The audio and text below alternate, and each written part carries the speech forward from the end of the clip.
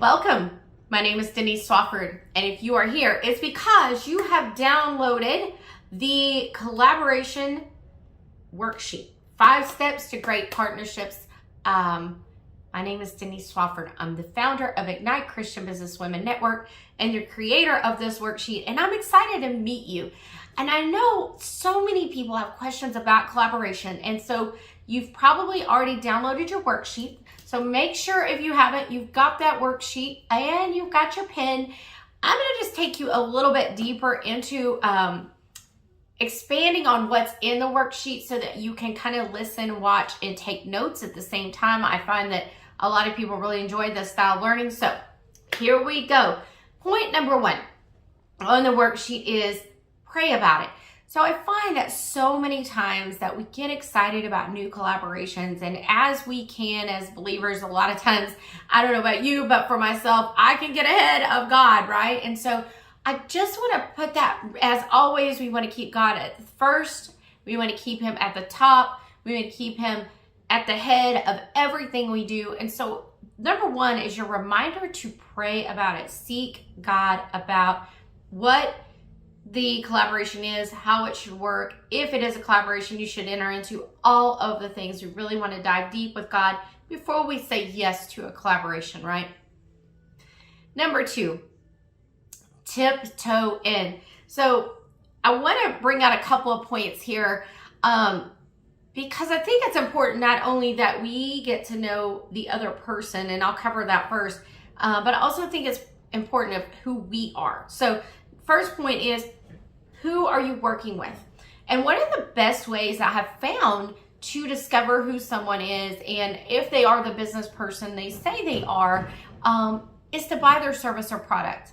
And if you're not able to buy their service or product, then at least be able to find someone you know that may have purchased their product or service and ask, I want to know when I purchase that service or product, number 1, I'm putting forth in good faith, right? Supporting their business. And that's a whole nother topic, but something I really think as believers we should be doing more of.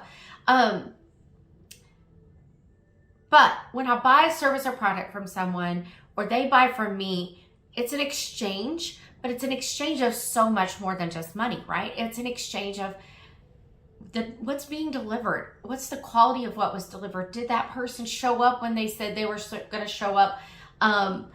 Was that quality the level I expect, or was that product the level I expected? Was the client experience they gave me great? And a lot of times in collaboration, we're working together because we're not as strong in one area as another.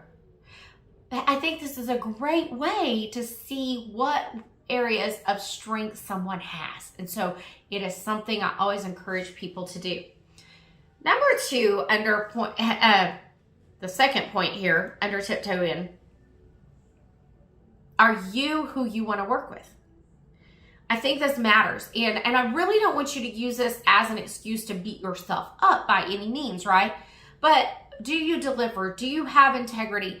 You may not have the best quality or product just yet, or the best graphics, or some of the things because you're new, or because your area of strength is marketing. So you might be great at the graphics, but maybe you're not as great as automation, right? And so I'm not saying that I want you to be perfect in every area. I just want you to evaluate your strengths and your weaknesses going in to see, okay, are my partner and I, or that potential partner and you, are you strong in the same areas? Is one of you strong in an area where one of you is weak? And so I want you to evaluate who you are. Do you, and the foundation, right? So is your business built on godly principles? Well, we always want to say the Sunday school answer to that, which is, well, of course it is. But is it? Do you deliver? Do you show up? The same things you're going to ask out of that other person, you're going to be looking for. Do you do those as well? Point number 3, communication. Okay, guys, I promise not to build a soapbox and hang out here all day, so I'm going to just hit the 2 points. If you want to learn more about this, you can join me in the over at ignitecbwn.com. I speak a lot on communication. You can also join us on Ignite's Clubhouse because I just do different teaching in there, and a lot of it has to do with communication. But So rather than hang out here, I am going to tell you, knowing how to communicate. This is so very important because this is something that I have learned the hard way so many times, especially in collaboration, because everybody's talking and everybody's got ideas and we're just so excited, right? And we're just putting it out there and we'll do this and we'll do this and we'll do this, but we never stop to listen. God imparted this wisdom on me a few years ago, and it really spoke to me that we have 2 ears and 1 mouth for a reason. And it's so we can listen twice as much as we speak, right? For those of us who are talkers, we need to keep that ratio in check, all right? Some of you introverts, you don't have that problem, but us extroverts, we have that problem. So knowing how to communicate, and by communicate, remember, listening is communicating, okay? It goes into the mix. Communication isn't just talking all the time, so we need to listen. We need to know how to ask great questions, right? One of the best things that I have heard someone say, and I've seen done in collaborations when people come together to meet over ideas, is one person talks and the other person goes, okay, so what I hear you saying is this, right? When you repeat it back to them, it gives them the chance to go, nope, that's not what I meant. Or yes, that is absolutely what I meant. But it puts us on the same plane when it comes to communication, which is what we are striving for. Okay, so point number 4, setting parameters. Some of you are going to call these boundaries, but you've got to set some parameters, all right? And this is really, really key to a great collaboration because you need to know some things like who is going to be responsible for what pieces.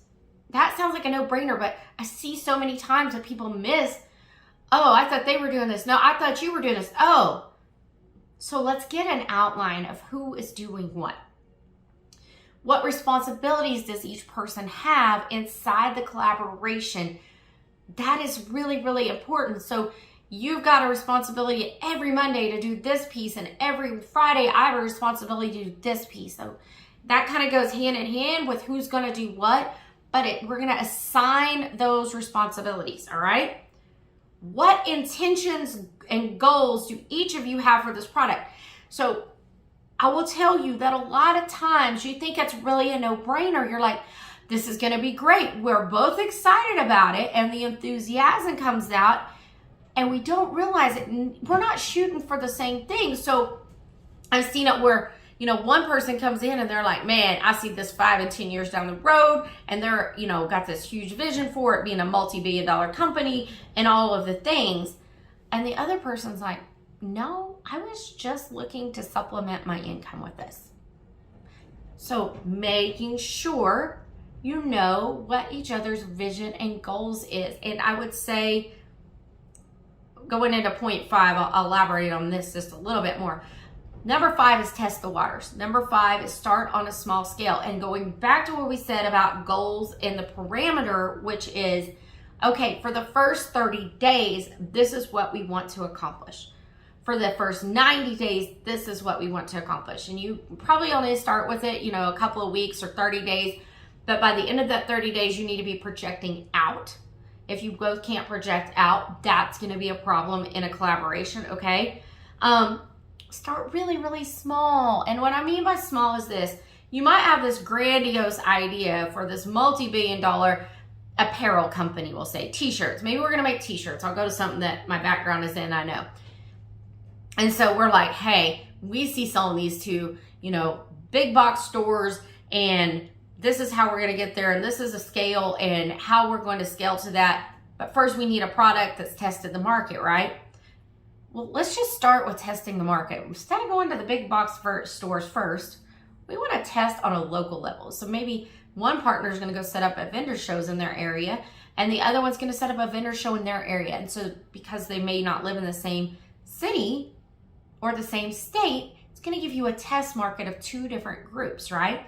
Maybe you're going to do it online. You both have your own individual communities, and you're going to test it with your audiences. When one of the places I see this very beneficial is products and services. I'll just say, I think this is huge because my last point today is this: considering your resources, your time, your money, your effort, your energy. And the one place I see so many people make mistakes is they never allot enough resources. Oh, it's great. It's great. I'll just do this and I'll work 24/7. That's not realistic. That's not sustainable. That's not going to be able to be maintained on a long-term basis. And it won't stop once you start it. You need to start out running it efficiently. So being realistic, if you're like, hey, I can give this collaboration 4 hours a week, then say you can give it 2. I always double the number, or always cut the number in half, because that's going to be more realistic. So let's say we're talking about finances and we say, okay, this project's going to take $2,500 to get off the ground, and you're going to put in half and I'm going to put in half. You need to double that number. So when it's money wise, I always round up. Time wise, I want to cut it in half. So I want to say, I realistically feel like I could do this 4 hours a week, but I'm going to say I can do 2.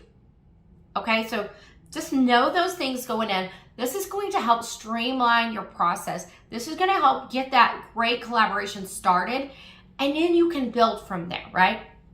So many times, and one of the things I don't want you to miss in this is don't be afraid to ask for help. So when I say ask for help, maybe the two of you have gotten together, you've gone through a few of these steps, but you're like, I'm just not sure our communication's right. I want to make sure that it's put together. Have someone else, like a consultant or someone else maybe outside that's a third party, that's a business person, come in, sit down with both of you, even over a Zoom if you cannot meet in person, and really talk this out. Give them the outline for the business. Let them look at it ahead of time, and then let them come in and say, okay, here are the questions I have, because they will think of things like that you don't think of. As I did this for years and years in brick and mortar businesses, I found that a lot of times they knew what to do, but it was just someone coming in and giving them a different look and some more feedback that really, really helped those collaborations grow. So this is Denise, and thank you for joining me today and learning about how to create great collaborations. I'm off to Ignite Christian Businesswomen. Mwah!